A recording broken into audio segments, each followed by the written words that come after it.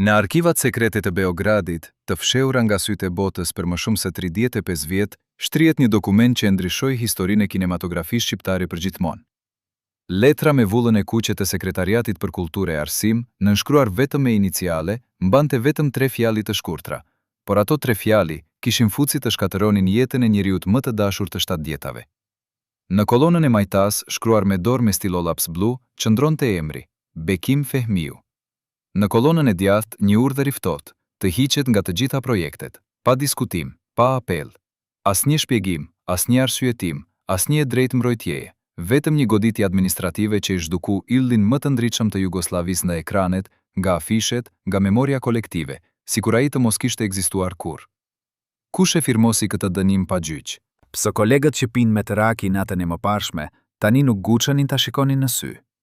Çfarë fshihej pas atyre 3 fjalive birokrate që e kthyen aktorin më të paguar të vendit në fantazm?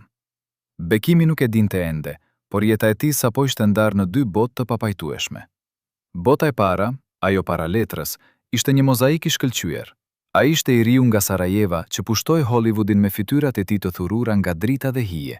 Ai që luajti pranë Joseph Cotten dhe Jean Marais. Ai që çdo mbrëmje në Beograd, Zagreb apo Ljubljan mbushte kinemat plotë për plot. Femrat i shikonin si perandor të lashtë, burrat donin të ishin si ai, fëmijët mësonin të ecin si ai. Por bota e dytë, ajo pas letrës, ishte errësirë plot. Asnjë telefon nga produkuesit e dikurshëm, asnjë ftesë në studio, asnjë shpjegim zyrtar. Vetëm heshtje e rënd, sikur ai të kishte vdekur, por askush nuk guxonte ta varte. Dhe më e tmeshme, askush nuk pyeste pse. Kolegët e tij, ata që aplaudonin më fort kur ai merrte çmime, tani ktheheshin kur e shihnin në rrugë. Regjisorët që e lutnin të ishte në filmat e tyre, tani shtireshin se nuk e dëgjonin kur ai telefononte. Sistemi jugoslav kishte zhvilluar një art të përsosur, zhdukjen pa gjurmë, vrasjen pa gjak, heshtjen e organizuar. Por si erdhi deri këtu? Si mundi një shtet që e dekoroi me medalje, që e dërgoi si ambasador kultural në festival ndërkombëtar, që e paraqiti si simbol të vëllazërisë dhe unitetit, si mundi ky shtet të sakrifikojë atë pa menduar 2 herë? Përgjigjja shtrihet në një kombinim diabolik të etnitetit, politikës dhe xhelozisë. Bekimi ishte shqiptar. Jo thjesht shqiptar në letërnjoftim, por krenar me identitetin e tij, i hapur me prejardhjen, i aftë të fliste për Kosovën pa frikë. Dhe kjo, në vitet kur Miloševiqi po ndërtonte perandorinë e tij mbi urrejtje etnike, ishte një mëkat i pafallshëm. Letra sekrete nuk ishte vetëm një urdhër administrativ. Ishte mesazh për të gjithë shqiptarët në botën e artit. Vendi juaj këtu është i përkohshëm, i kushtëzuar, i revokueshëm në çdo moment. Ju mund të jeni yje sot, por nesër mund të jeni askush. Nëse dikush kërkonte në dosjen e Bekim Fehmiut në arkivat e kinematografisë jugoslave të vitit 1967, do të gjente një fakt që askush nuk e përmend më.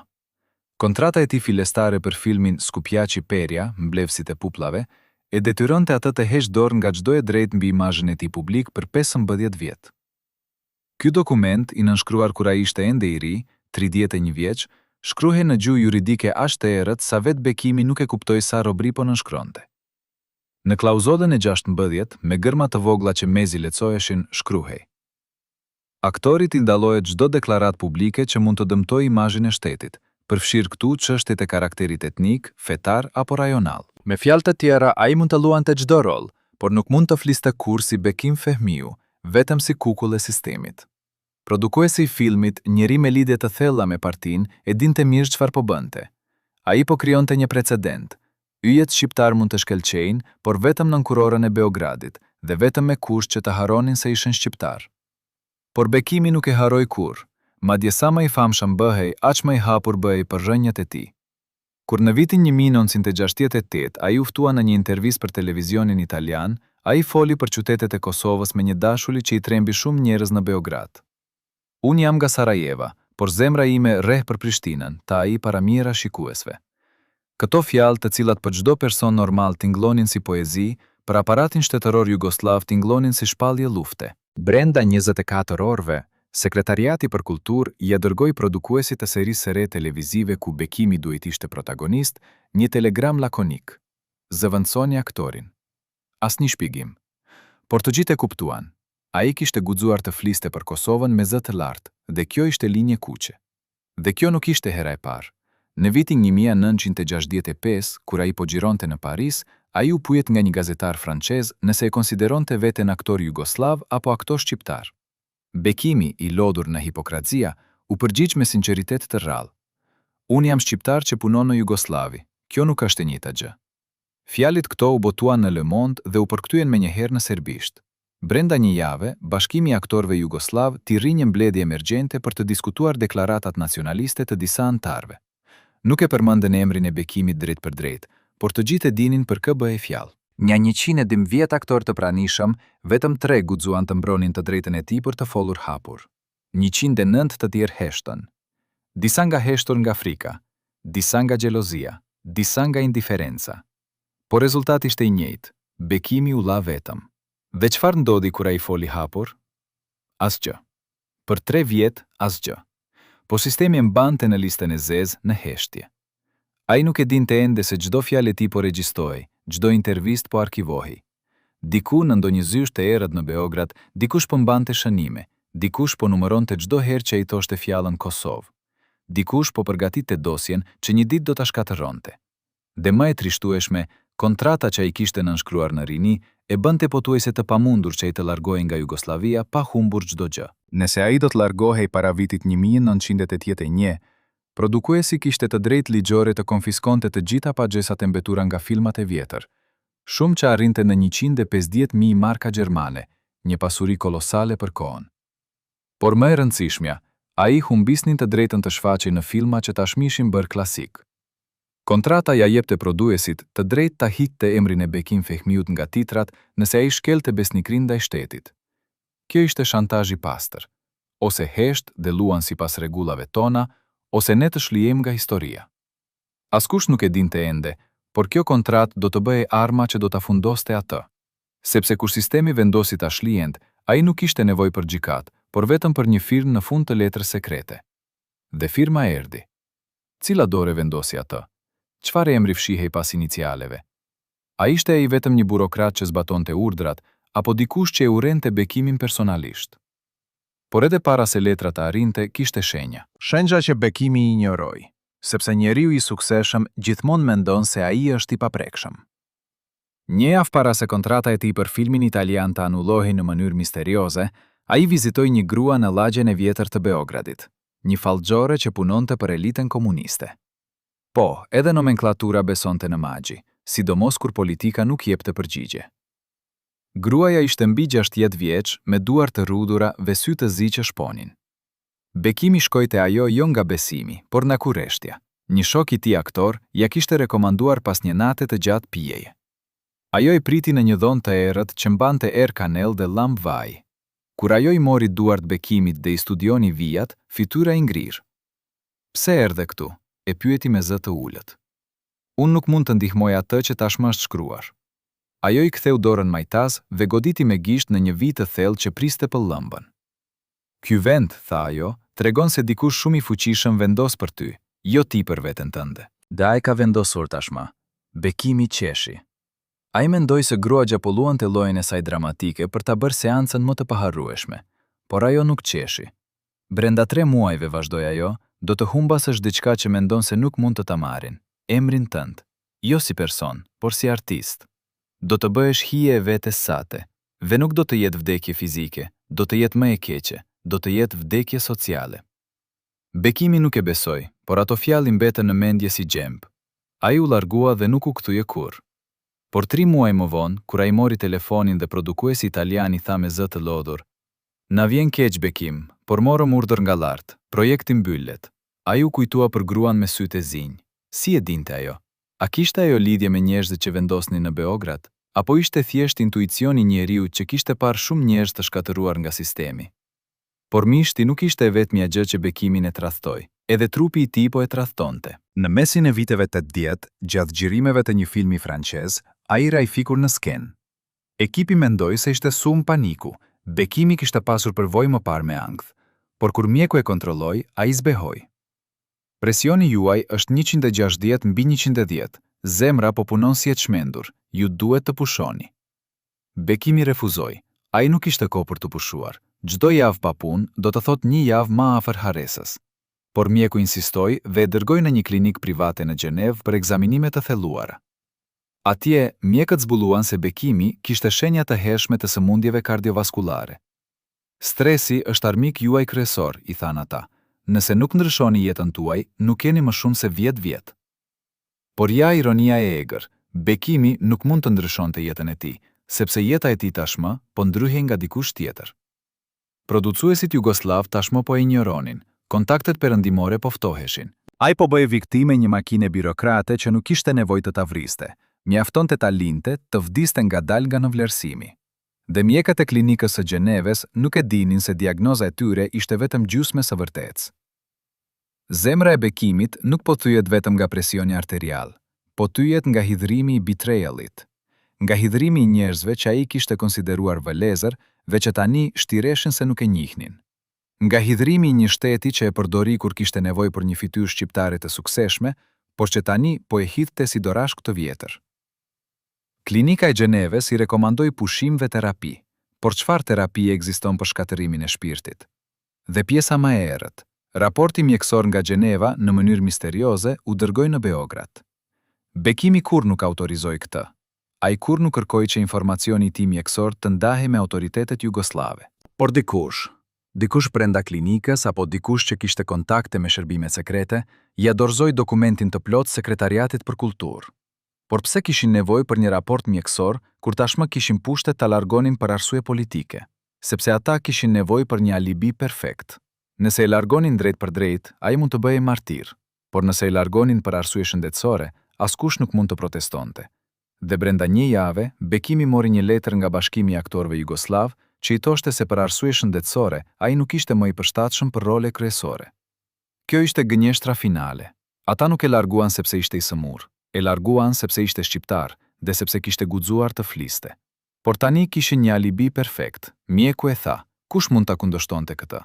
Bekimi provoi. Ai shkoi në Beograd dhe kërkoi të takonte kryetarin e bashkimit. Asnjëri nuk ishte i disponueshëm. Ai shkroi letra. Asnjëra nuk u përgjigj. Ai telefonoi kolegë të vjetër. Asnjëri nuk e mori telefonin. Ai ishte tashmë fantazm. Por pyetja që digjet ende sot është kjo. Cilët doktorë tradëtuan? A ishin ata pjesë e një skeme më të madhe? A kishte Miloševići rrjet agjentësh edhe në klinikat zvicerane? Apo ishte thjesht korrupsioni thjesht, dikush që u pagu disa mijë franga për një kopje të dosjes mjekësore?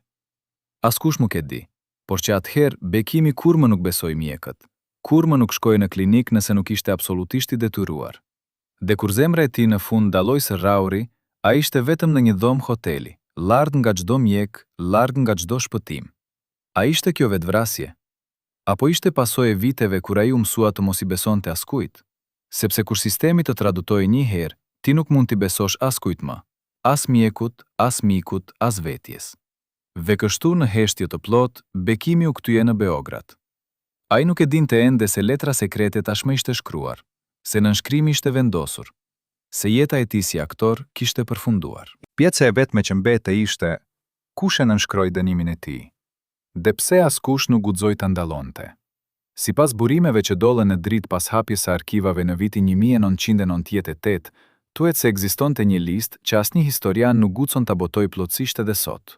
Dokumenti mban titullin e tat, Regjistri i personave jo të përshtatshëm për përfaqësim mediatik, por askush nuk e cuante kështu.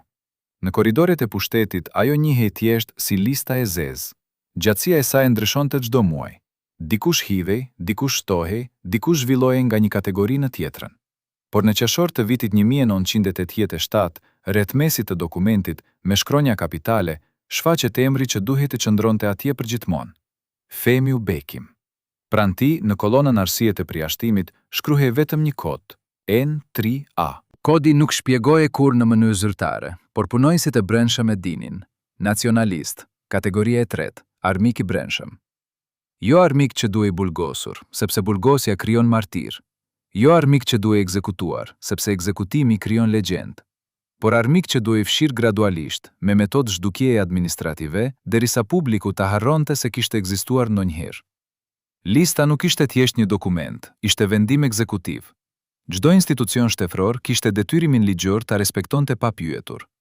Televizionet nuk mund të aftonin në emision, kinemato nuk mund të shfaqnin në projektet e reja, revista nuk mund të intervistuan, festivalet nuk mund të aftonin në juri. Madje biblioteka publike kishin urdhër diskret të largonin librat që përmbanin biografiat të tij të detajuara nga seksionet kryesore, ve t'i vendosnin në depo e mbyllura, ku vetëm studiuesit me leje speciale mund të aksesnin. Kjo nuk ishte cenzurë në kuptimin klasik, ishte diçka më e sofistikuar. Ishte inxhinieria sociale e harresës. Dhe gjithë kjo nisi jo me një vendim të madh publik, por me një shënim dore në një dokument që vetëm 35 persona kishin të drejtë ta shihnin. Një nga ata 35 ishte një grua e vogël, sekretare në Ministrinë e Kulturës, që punonte në zyrën e arkivave. Ajo ishte ajo që daktilografoi listën origjinale. Ajo ishte ajo që pa emrin e Bekim Fehmiut duke u shtuar, dhe ajo ishte ajo që 30 vjet më vonë, në intervistën e saj të vetme para se të vdiste nga kanceri, tregoi të vërtetën që e ka munduar çdo natë. Unë e dija se çfarë po bëja, e dija se po shkatëroja një njeri, por nëse refuzoja, do t'isha unë në atë listë. Kështu funksiononte sistemi, ose t'i shkatëron, ose të shkatërojnë ty. Por kush e dha urdhrin? Sekretarja tha se letra e autorizimit mbërriti nga zyra e zëvendës ministrit për çështje kulturore, njeri me mbiemrin Ranković, që ishte nip i ish shefit të shërbimeve sekrete jugoslave. Sipas analistëve të asaj kohe, Ranković ishte përshkruar si figurë që mbikëqyrte linjen ideologjike në institucionet kulturore. Lista e zezë nuk ishte shpikje e Rankovićit, ai thjesht e menaxhonte. Sipas burimeve jo zyrtare, kjo politik ndoqi linjen e re që po merrte formë në strukturat e pushtetit, ku edhe Slobodan Milošević ishte duke fituar ndikim.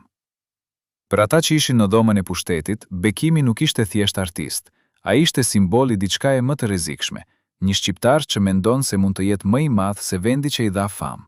Dhe për këtë, ai duhej të paguante çmimin. Ai nuk duhej thjesht heshtur, ai duhej bërë shembull paralajmërues për çdo artist tjetër shqiptar që mund të mendonte se mund të fliste lirshëm. Dhe e tmeshme ishte se askush nuk mund ta kontestonte. Në një sistem demokratik, një artist i persekutuar mund të ankojë në gjykat, mund të mobilizonte opinion publik, mund të kërkonte ndihmë nga mediat ndërkombëtare. Por në sistemin jugoslav të viteve 80, nuk ekzistonte mekanizëm ankese. Lista e zezë nuk ishte ligj i publikuar, ishte udhëzim administrativ i brendshëm, i paarritshëm për gjykata civile. Nëse Bekimi do të shkonte në gjykatë dhe do të kërkonte shpjegim pse nuk po e ftonin më në projekte, gjykata do të thoshte: nuk ka asnjë ligj që detyron një produkues të punojë me ju.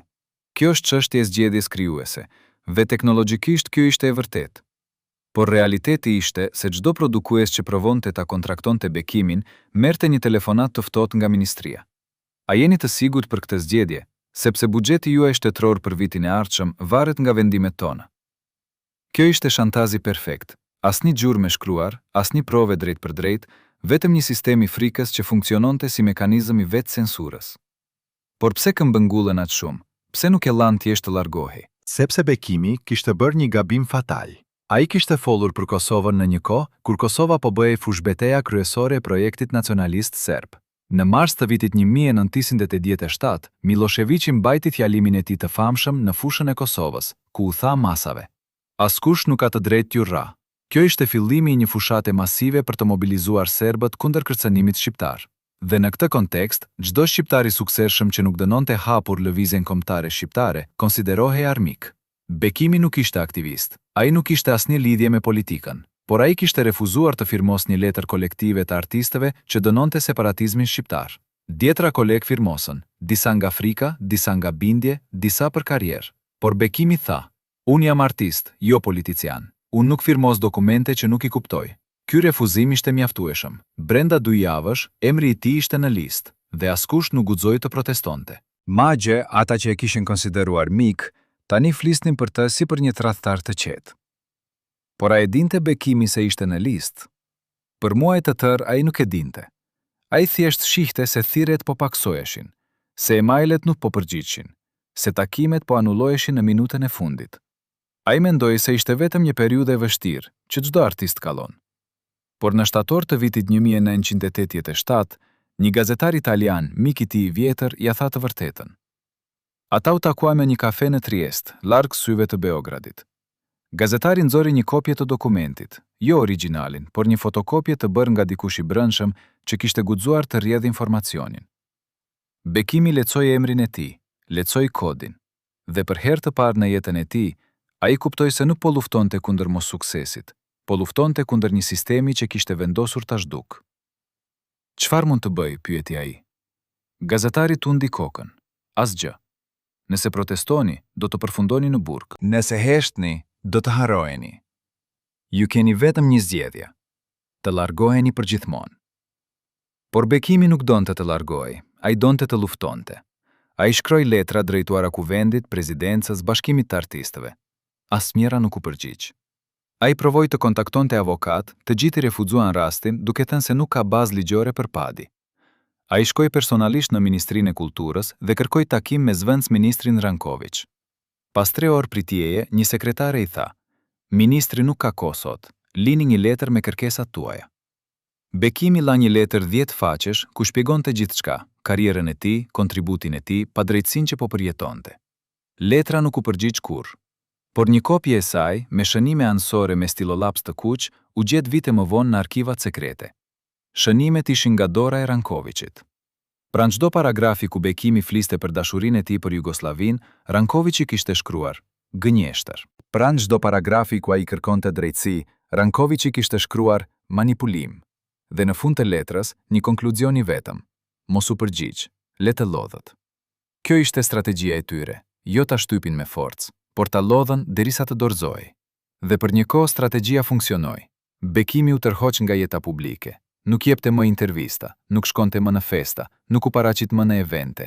Ai u bë hije e vetvetes, duke jetuar në apartamentin e tij në Beograd, duke pirë vetëm, duke parë filmat e vjetër të tij në video dhe duke u pyetur se ku shkoi gjithçka keq. Miqtë e tij të rrallë që guxuar ta vizitonin, thonë se ai ishte bërë njëri tjetër, i heshtur, i dyshuar, i tyer. Njëri prej tyre thotë: "Ai më tha një natë pas shishës së dytë, ata nuk më vran, më keq. Më bën të shoh se si bota më harron, ndërkohë që jam ende gjallë. A mund të ketë ndëshkim më mizor se ky? A mund të ketë vuajtje më të madhe se të shohësh veten duke u zhdukur nga kultura që ti e ndihmove të ndërtoj?" Në fund të viteve 80, ai takoi një grua që do të bëjë mbështetje e tij më besnike. Emri i saj ishte Branka Petrić, një grua 35 vjeçare, aktore serbe me prejardhje nga Vojvodina, që kishte humbur vende pune për shkak të devijimit ideologjik. Ajo e kishte takuar Bekimin në një mbrëmje private ku të dy ishin ftuar nga një mik i përbashkët. Branka nuk ishte adruese e tij. Ajo madje nuk e kishte parë asnjëherë në filma, por ajo e njihte historinë e tij, sepse ajo vetë kishte qenë viktime së njëjtës makineri. Ajo ishte larguar nga skenat e teatrit sepse kishte refuzuar të luante në një shfaqje propagandistike që dënonte intelektualët shqiptar. "Unë nuk luaj urrejtje me porosi", kishte thënë ajo. Dhe për këtë, ajo humbi role, reputacionin dhe shumë miq. Kur ajo dhe Bekimi filluan të flisnin atë natë, ata e kuptuan se po jetonin të njëjtën tragjedi, vetëm nga duanet e vijës etnike. Branka u bë për Bekimin diçka midis mikeshës, sekretares dhe mbrojtëses. Ajo ishte ajo që i hapi derën kur ai nuk ishte forcë të dilte. Ajo ishte ajo që i blinte ushqim kur ai harronte të hante. Ajo ishte ajo që i detyronte të lante veten kur ai kallonte ditë të tëra pa ullar. Por më e rëndësishmja, ajo ishte ajo që i dëgjoi historitë, dhe Bekimi, për herë të parë në vite, filloi të fliste. Ai i tregoi për kontratën që e shiti lirinë e tij, i tregoi për letrën sekrete që e zhduku nga historia, i tregoi për natën kur ai u përpoq të vetvritet, por nuk guxoi, sepse nuk donte t'u jepte armiqve kënaqësinë e fitores.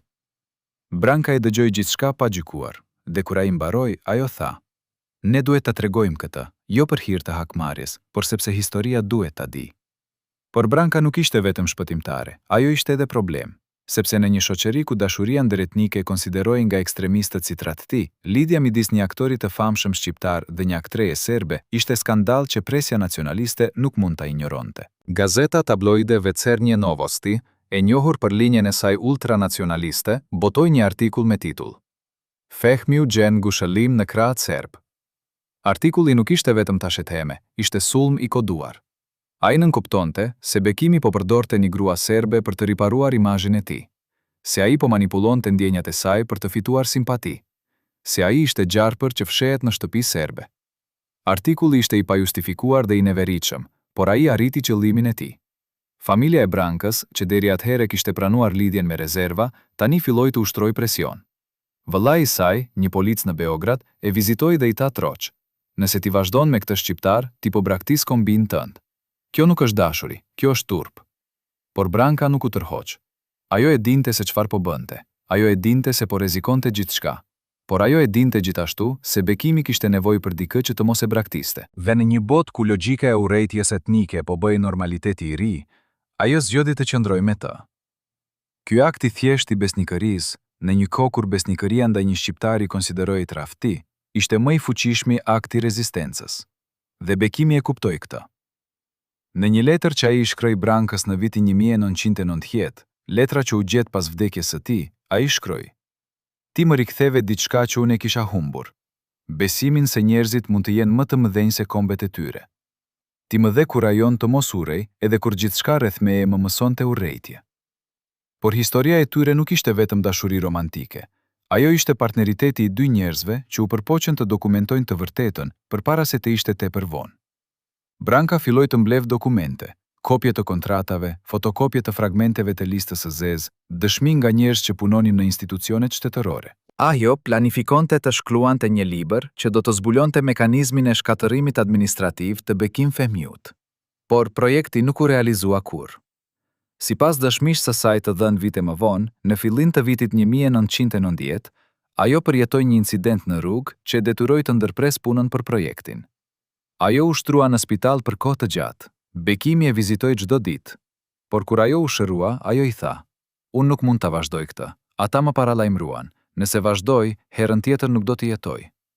Bekimi e kuptoi, ai nuk e fajsoi, por në atë moment ai e kuptoi se ishte plotësisht i izoluar. Madje edhe gruaja që e donte më shumë se çdo kusht tjetër, nuk mund të qëndronte pranë tij pa u rrezikuar jeta. Dhe kjo ishte fitoria finale e sistemit, jo të vriste Bekimin, por ta izolonte aq shumë sa ai të vdiste vetëm, pa dëshmitar, pa mbështetje, pa shpresë. Sepse kur ti merr një njeriu gjithçka, famën, punën, dashurinë, shpresën, çfarë mbetet? Vetëm boshllku. Dhe boshllku, herët avon, gëllti gjithçka. Edhe në këtë errësirë absolute, kishte ende një vend ku Bekimi shkonte për të gjetur paqe. Një apartament i vogël në lagjen e vjetër të Sarajevës, në një ndërtesë prej tullash të kuqe që mbijetoi luftën. Apartamenti nuk ishte i tij zyrtarisht. Ai përkiste një gruaje të vjetër që kishte qenë shoqja e nënës së tij. Sipas legjendave që qarkullojnë në rrjetit e ngushtë, kjo grua, disa e cvanin Zlata, ishte rreth 80 vjeç, me flokë të bardhë dhe duar që dridheshin nga artriti. Ajo kishte punuar gjithë jetën si robaqepse dhe tani jetonte me pension të vogël në një dhomë plot me arka të vjetra dhe shami të verdhë nga koha. Por ajo kishte diçka që askush tjetër nuk kishte, kujtesën e së kaluarës. Ajo mbante ende fotografitë e Bekimit si fëmijë, kur ai luante në rrugët e Sarajevës me këpucë të grisura. Ajo mbante ende letra që nëna e tij ja kishte dërguar përpara se të vdiste. Dhe ajo mbante ende besnikrinë që shumë të tjerë kishin humbur. Bekimi shkonte te kjo grua e vjetër çdo herë që nuk mund ta duronte më Beogradin. Ai udhëtonte natën me autobus, duke shmangur portat kryesore ku mund të njihej. Ai mbërinte në mëngjes, i lodhur dhe i thirr, dhe ajo e priste me kafe turke dhe bukë të ngrothë. Ata nuk flisnin shumë, nuk ishte nevojë. Ajo thjesht e linte të ulej në koltukun e vjetër pranë dritares dhe ta shikonte qytetin që kishte lindur. Sarajeva e fundit të viteve 80 nuk ishte më qyteti i fëmijërisë së tij. Ndjehet tensioni që po vinte. Por në atë apartament të vogël, koha dukej se kishte ndaluar. Atje, Bekimi nuk ishte artisti i dështuar. Ai ishte thjesht Beki, djali i vogël që ajo i kishte njohur gjithë jetën. Një natë, në verën e vitit 1989, Bekimi u zgjua në mes të natës me një dhimbje në gjoks. Ai nuk donte ta shqetësonte mikeshën e vjetër, por dhimbja ishte aq e fortë sa ai nuk mund të fliste. Ajo e dëgjoi dhe hyri në dhomë. "Çfarë ke?" pyeti me panik. Bekimi nuk mund të përgjigjej. Ajo e kuptoi se diçka nuk shkonte mirë. Ajo thiri një fëmijë që kishte telefon dhe thiri ambulancën, por ambulanca nuk erdhi kurrë. Në Sarajevo të atyre viteve, shërbimet publike ishin të mbytura nga kriza. Pas një ore, dhimbja u shua vetë. Bekimi u qetësua dhe ju lut mikeshës së vjetër të mos i thoshte askujt.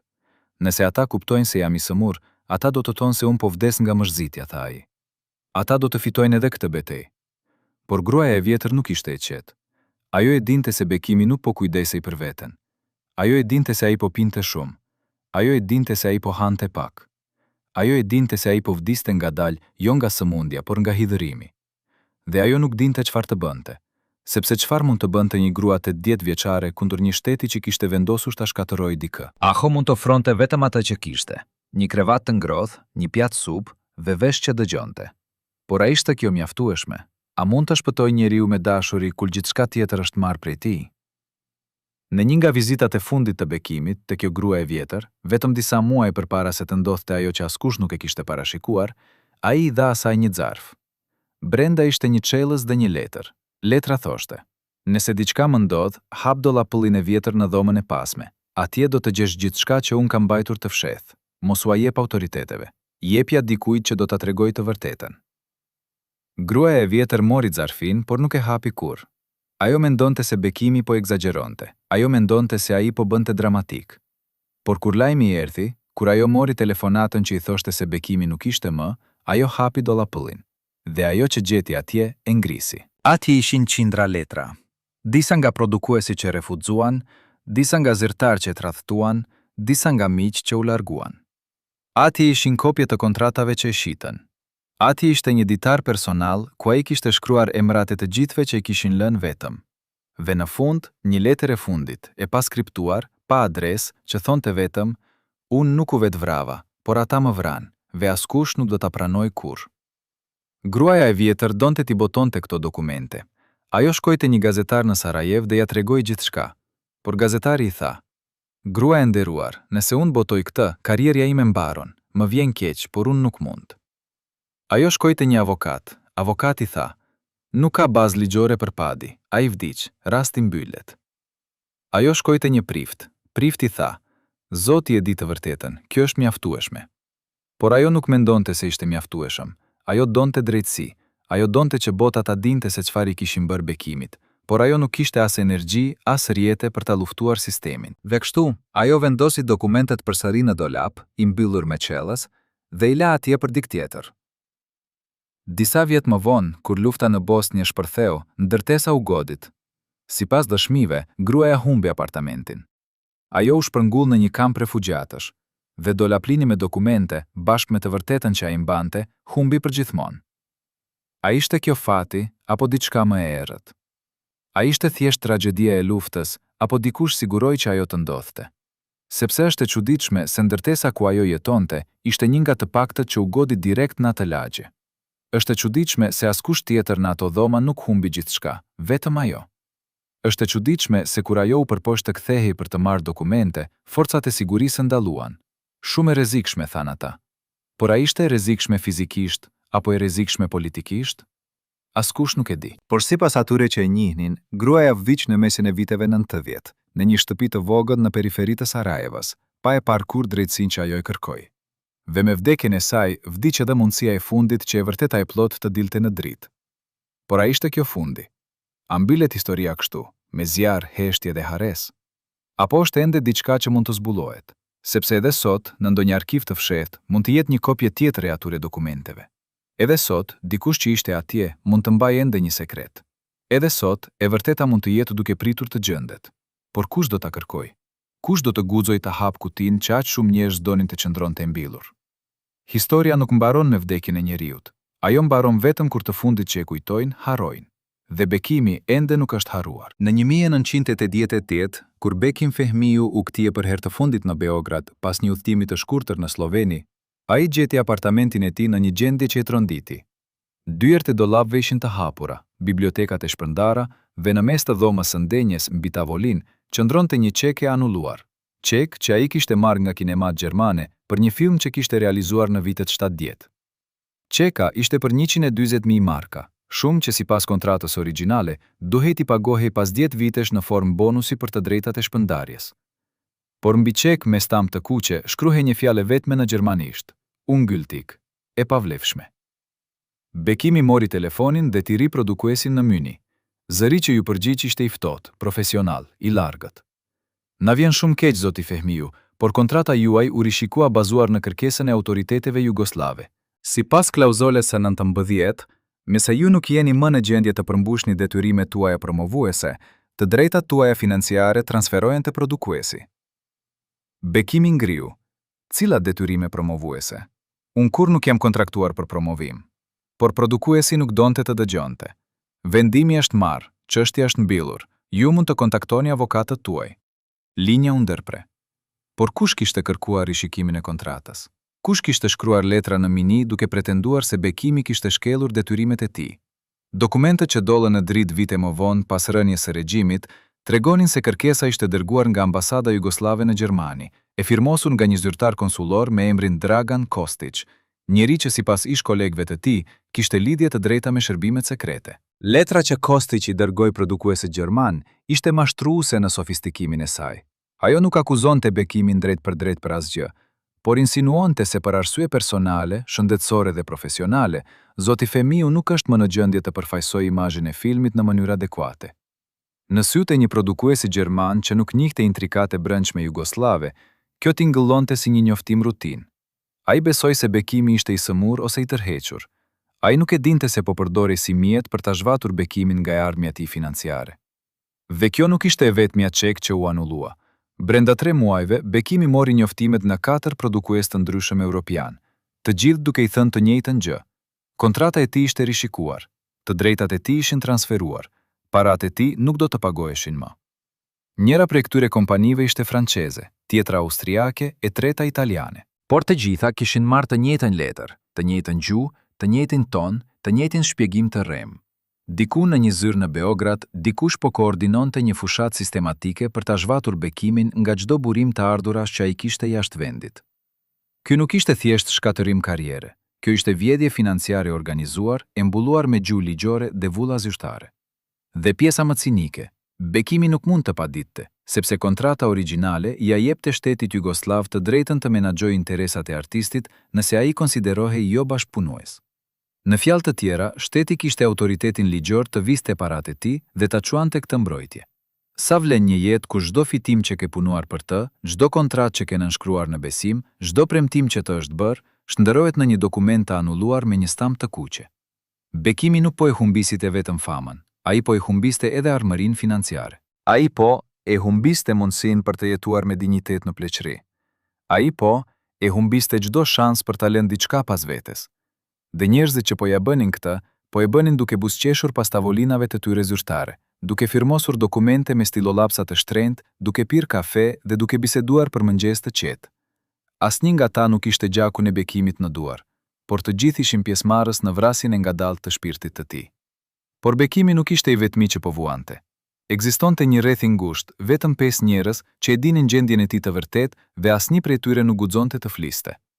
Njëri prej tyre ishte mjeku i tij personal, doktor Milan Erić, një kardiolog në Spitalin Klinik të Beogradit që e kishte trajtuar Bekimin që nga fillimi i viteve 80. Erić ishte njeri i heshtur, profesional, që kishte parë shumë pacientë të famshëm, por asnjë nuk e kishte shqetësuar aq sa Bekimi. Sipas shënimeve të tij private, që u zbuluan pas vdekjes së tij në 1995, Erić e dinte që në 1986 se zemra e Bekimit ishte në gjendje kritike. Por ai nuk mund ta spitalizonte Bekimin, sepse çdo spitalizim do të bëhej publik dhe çdo publicitet do të jepte më shumë municione për ata që donin ta shkatërronin. Kështu, ai e trajtonte Bekimin fshehtas, në orët e vona të natës, në një zyrë private jashtë spitalit, ku asnjë dokument nuk regjistrohej. Por Erić nuk ishte i vetmi, ishte edhe Milena Stojaković, sekretarja e vjetër e Bashkimit të Aktorëve, që kishte punuar në atë institucion për 30 vjet. Ajo ishte ajo që shihte listat e mbledhjeve ku emri i Bekimit përmendej, por asnjëherë nuk ftohej. Ajo ishte ajo që dëgjonte bisedat e prapaskenës ku drejtorit i thoshin: "Nëse Fehmiu vjen, ne bojkotojmë." Ajo ishte ajo që daktilografoi letra të ftohta refuzimi që u dërguan në emër të Bashkimit, edhe pse ajo e dinte se vendimi nuk ishte i Bashkimit, ishte urdhër nga lart.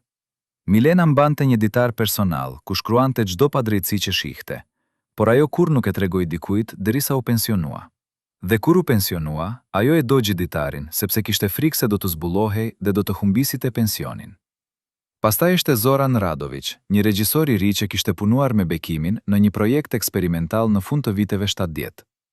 Zoran e aduronte Bekimin dhe kur ai dëgjoi se Bekimi po izolohej, ai përpiqej ta kontaktonte për t'i ofruar një rol në një film të ri. Por kur Zoran paraqiti projektin te Komisioni për Kulturë për të marrë financim shtetëror, ai mori një përgjigje verbale të ftohtë. Projekti është interesant, por aktori juaj nuk është i përshtatshëm. Kur Zoran pyeti pse, askush nuk ju përgjigj. Kur ai insistoi, ai humbi edhe financimin për projekte të tjera. Ai e kuptoi mesazhin. Nëse ti mbrosh bekimin, ti do të shkatërohesh së bashku me të. Ve Zoran, si shumë të tjerë, zgjodhi heshtjen. Kishte gjithashtu Dragana Nikolić, një gazetare kulturore që kishte intervistuar Bekimin disa herë dhe që kishte shkruar artikuj të ngrohtë për të në vitet 70. Në 1987, ajo përpiqej ta kontaktonte Bekimin për një artikull përkujtimor për revistën ku punonte, por redaktoria ndaloi. Fehmiu nuk është lajm më, tha ai. Dragana diskutoi, por ai është legjend. Redaktoria u acarua. Nëse ti shkruan për të, unë do ta refuzoj artikullin dhe ty do të largohen kompetencat për kulturë. Dragana ishte nënë e 2 fëmijëve dhe nuk mund të humbiste punën. Ajo heshti, por ajo kur nuk e harroi. Vite më vonë, kur regjimi ra dhe ajo shtroi librin e saj memoaresh, ajo I kushtoi një kapitull tër artistëve që ne I tradhtëm me heshtjen tonë. Emri I parë në atë kapitull ishte Bekim Fehmiu. Dhe së fundmi ishte Branka, ajo që e njinim tashmë. Por edhe Branka kishte kufijtë e saj. Ajo e donte Bekimin, por ajo nuk mund të fliste hapur. Ajo nuk mund të shkonte në media. Ajo nuk mund të organizonte protesta.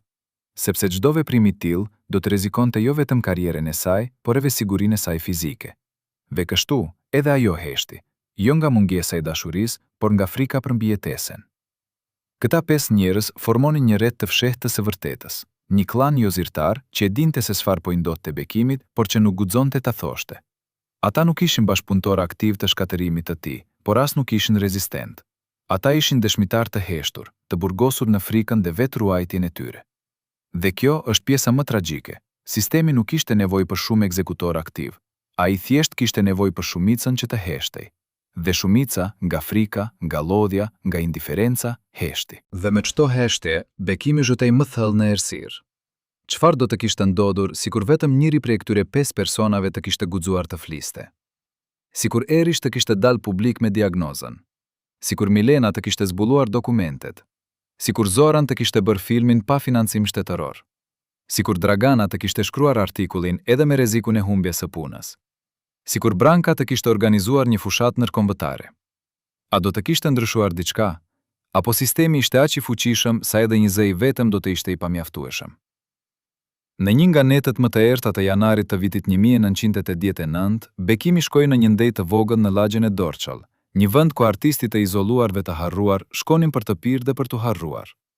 Atje, në një tavolinë në cep, ai takoi një grua që nuk e kishte parë për vite, Gordana Marković, një këndëtare e famshme në vitet 60 që kishte kaluar të njëjtën shkatërrim si Bekimi. Ajo kishte refuzuar të këndonte në një koncert propagandistik dhe për këtë, emri I saj ishte hequr nga programet televizive. Ajo tani jetonte me pension të vogël, duke dhënë mësime private të këndimit, e harruar nga bota që dikur e adhuronte. Kur ajo dhe Bekimi filluan të flisnin, ata e kuptuan se po jetonin të njëjtën gjendje, jo vetëm izolimi profesional, por edhe procesi më I dhimbshëm, zhdukja graduale e pasurisë. Gordana I tregoi Bekimit se edhe ajo kishte humbur paratë e saj. Unë kisha një akaunt në bankën kombëtare, tha ajo me zë të lodhur, para që kisha grumbulluar nga koncertet jashtë vendit. Në 1986, unë shkova për të tërhequr para për të paguar shpenzimet e nënës si me të sëmur. Në punësi më tha, llogaria juaj është ngrirë për arsye administrative. Unë pyeta çfarë arsyesh? Ai nuk mund të më tregonte. Unë shkova te drejtori I degës. Ai më tha të njëjtën gjë. Na vjen keq, por ne nuk mund të kthejmë mjete pa autorizim nga Ministri e Financave. Unë shkrova letra në ministri, asnjë përgjigje. Dhe kështu, 130.000 dinar, kursimet e gjithë jetës sime, u bën të paprekshme. Ato janë ende atje, në atë llogari, por unë nuk mund t'i shoh, nuk mund t'i përdor. Është sikur ato të mos ekzistojnë. Bekimi e dëgjoi dhe njohu historinë, sepse e njëjta gjë po I ndodhte edhe atij. Kontributet e tij nga vitet e arrit të karrierës, paratë që ai kishte investuar në një kooperativ ndërtimi në Beograd, madje edhe një pasuri e vogël që kishte trashëguar nga familja, të gjitha ishin bërë të pazbatueshme për shkak të procedurave administrative që askush nuk mund t'i shpjegonte. Ky nuk ishte thjesht izolim. Kjo ishte varfërimi I organizuar.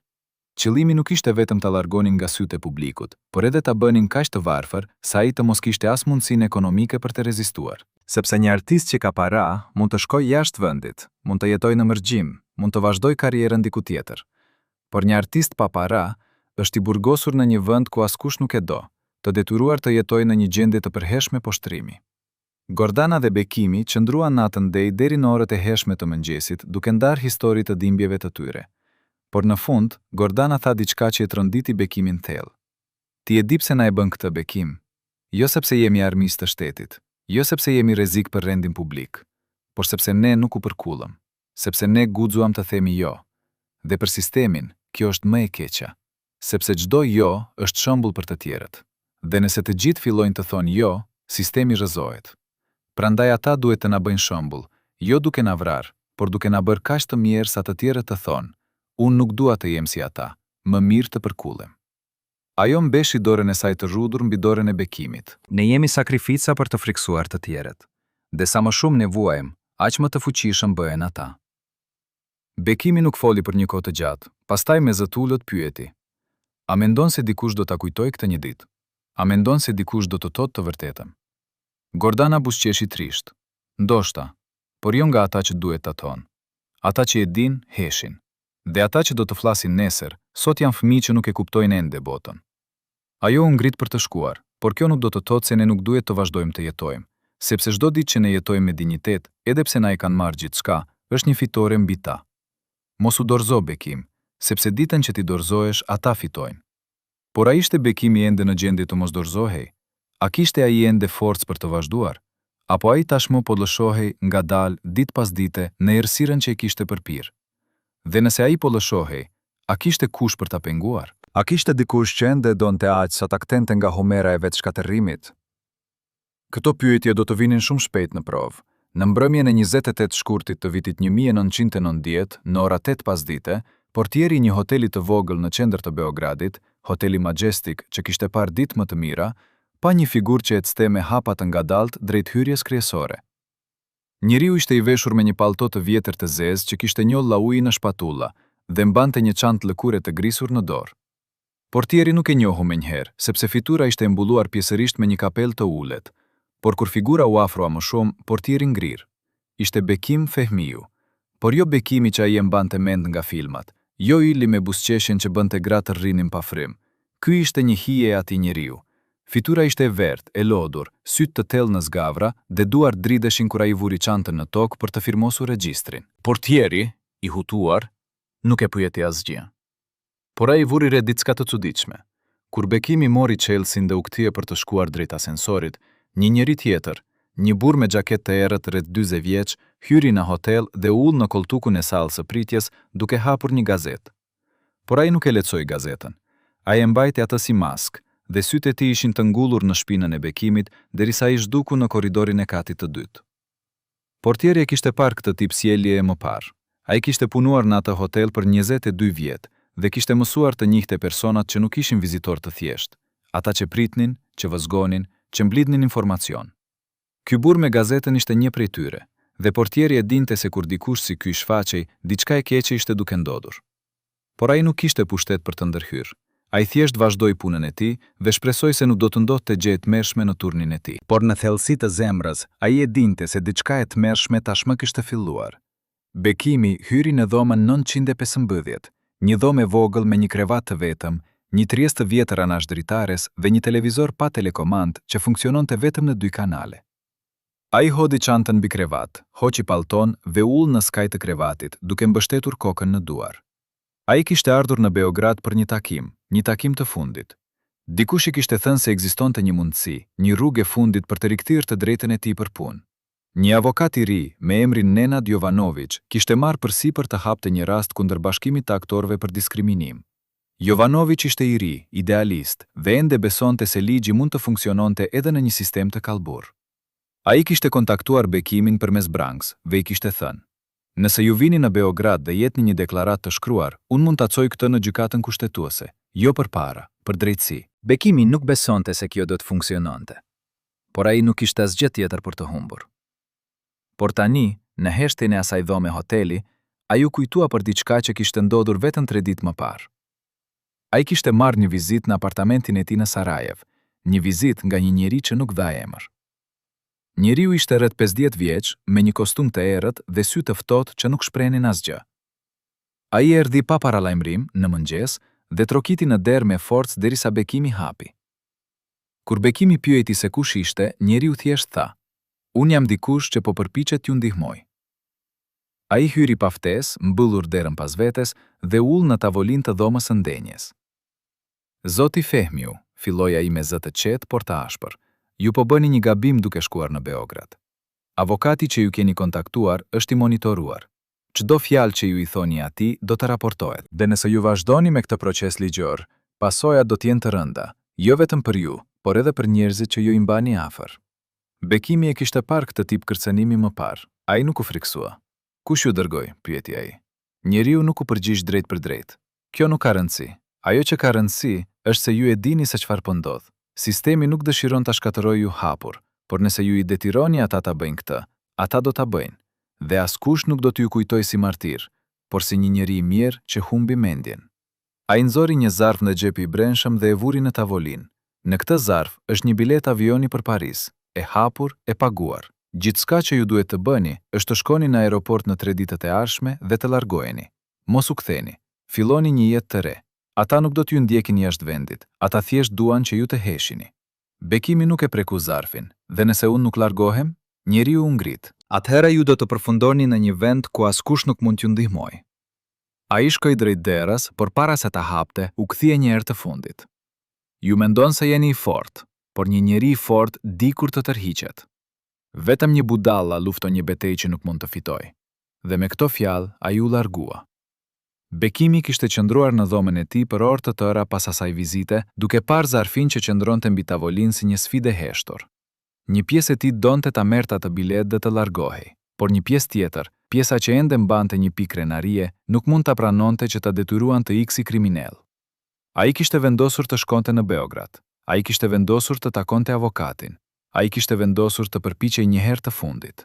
Dhe tani, në atë dhomë hoteli, ai e dinte se ajo vendim mund të ishte gabimi më i madh i jetës së tij. Por ishte tepër vonë për t'u kthyer. Ai u shtrir në krevat, pa u zhveshur, dhe provoi të flinte, por gjumi nuk erdhi. Ai dejonte tingujt e hotelit, hapat në korridore, zërat e largët, zurmat e makinave jashtë. Dhe ai dejonte diçka tjetër, një ndjenjë rënd në gjoksin e tij, sikur diçka po e shtunte poshtë duke e bërë të vështirë frymëmarrjen. Ai e njihte këtë ndjenjë, ishte zemra e tij, zemra që mjekët ja kishin paralajmëruar por që ai e kishte injoruar. Ai mori një shishe të vogël pillulla nga çanta, pillulla që doktor Eriç i kishte dhënë fshehtas, dhe gëlltiti 2 prej tyre me ujë të ngrohtë nga rubineti i banjës. Pillullat i sollën pak lehtësim, por jo paqe, sepse ai e dinte se këto pillulla po e mbajtën gjallë vetëm për pak kohë më tepër. Dhe çfarë kuptimi kishte të jetonit kur çdo ditë ishte vetëm një vazhdim i vuajtjes? A ishte ai duke bërë gabimin e fundit? A duhej të kishte marrë atë bilet? A duhej të kishte pranuar humbjen dhe të ishte larguar me dinjitetin që kishte mbetur? Apo ky akti fundit i sfidës, kjo përpjekje për të kërkuar drejtësi në një sistem që nuk njihte drejtësi, ishte e vetmja gjë që e mbante ende njeri. Në mëngjesin e ardhshëm, në ora 10, Bekimi u takua me Nenad Jovanovićin në një kafe të vogël afër gjykatës. Avokati ishte një djalë me sy të ndritshëm, flokë të zezë të shkurtër dhe një dosje të trashë nën krah. Ai e priti Bekimin me një dorështrëngim të ngrohtë dhe një buzëqeshje që dukej e sinqertë. Zoti Fehmiu, unë jam i nderuar që ju keni pranuar të takoheni me mua, tha ai. Unë e di se ju keni kaluar shumë, por unë besoj se ne mund të fitojmë këtë. Ai hapi dosjen dhe filloi të shpjegonte strategjinë ligjore. Ne do të argumentojmë se Bashkimi i Aktorëve ka shkelur të drejtat tuaja themelore për punë dhe përfaqësim. Ne kemi dëshmi se vendimi për t'ju përjashtuar nuk ishte bazuar në performancë profesionale, por në arsye politike dhe etnike. Nëse ne mund të aprovojmë këtë, gjykata kushtetuese do të jetë e detyruar të veprojë. Bekimi e dëgjoi, por nuk ndjeu shpresë. Ai kishte dëgjuar premtime të ngjashme më parë, nga miq, nga kolegë, nga njerëz që donin ta ndihmonin, por premtimet nuk ishin çuar kur asgjë kundi. Ju e dini se kjo nuk është vetëm një çështje ligjore, tha Bekimi me zë të lodhur. Kjo është një luftë kundër një sistemi që nuk pranon gabimet e veta. Edhe nëse ne fitojmë në gjykat, ata nuk do ta respektojnë vendimin. Ata do të gjejnë një mënyrë tjetër për të mandallur.